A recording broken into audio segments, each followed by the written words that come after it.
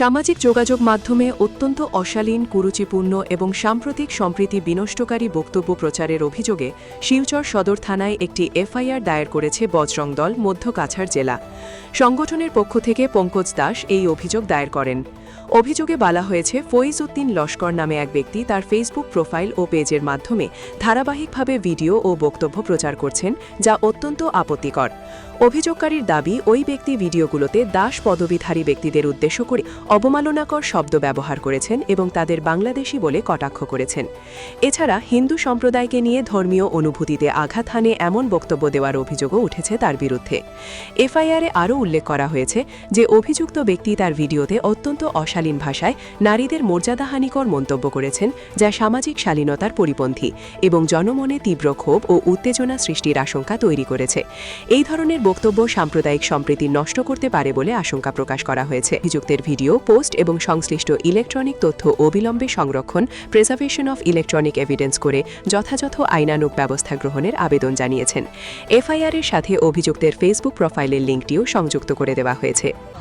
ফইজ উদ্দিন লস্কর নামের এক ব্যক্তির বিরুদ্ধে একটি এফআইআর করতে সদর থানায় আমরা এসেছিলাম এবং এফআইআরটি ছিল এই ব্যক্তি দাস সম্প্রদায় নিয়ে কুমন্তব্য করছে। বিগত দুদিন থেকে আমরা দেখতে পাচ্ছি সোশ্যাল মিডিয়ার মাধ্যমে, এবং শুধু দাস সম্প্রদায় নয়, দাস সম্প্রদায়ের সঙ্গে প্রত্যেকটি হিন্দু সমাজকে সে কাফির বলছে। এবং আমি এটা আমাদের মনে একটা প্রশ্ন, যে আজকের দিনে ভারতবর্ষে থেকে কাফির শব্দ কিভাবে ব্যবহার করে এক জিহাদির বাচ্চা, এবং সে যদি কাউকে পার্সোনালি ব্যক্তিগত বলতে চায় সেটা আমাদের কোনো ব্যাপার নয়, কিন্তু একটা পুরা জাতিকে তুলে একটা পুরা সমাজকে নিয়ে এভাবে কুমন্তব্য করা আমরা বজরং দল থেকে তার কঠোর নিন্দা জানাই এবং স্পষ্টভাবে বলে দিতে চাই সংগঠন থেকে যে এ ধরনের যারা মন্তব্য করবে, যারা হিন্দু জাতি এবং হিন্দু ধর্ম সংস্কৃতির উপরে যারা আঙ্গুল তুলবে, তাদের বিরুদ্ধে দাঁড়িয়ে থাকবে বজরং দল। তাদেরকে কোনোভাবে আমরা ক্ষমা করব না, একদম আমাদের স্পষ্ট বার্তা।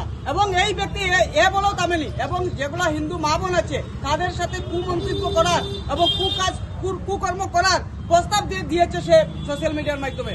এবং আমরা বলতে চাই যে এ ধরনের সাহস এই ব্যক্তি পায় কোথা থেকে, এবং ভিডিও বানিয়ে সোশ্যাল মিডিয়ায় প্রচার করার আজকে 2 দিন হয়ে গেছে, এখন পর্যন্ত সেই ব্যক্তি কিভাবে প্রকাশ্যে ঘুরছে।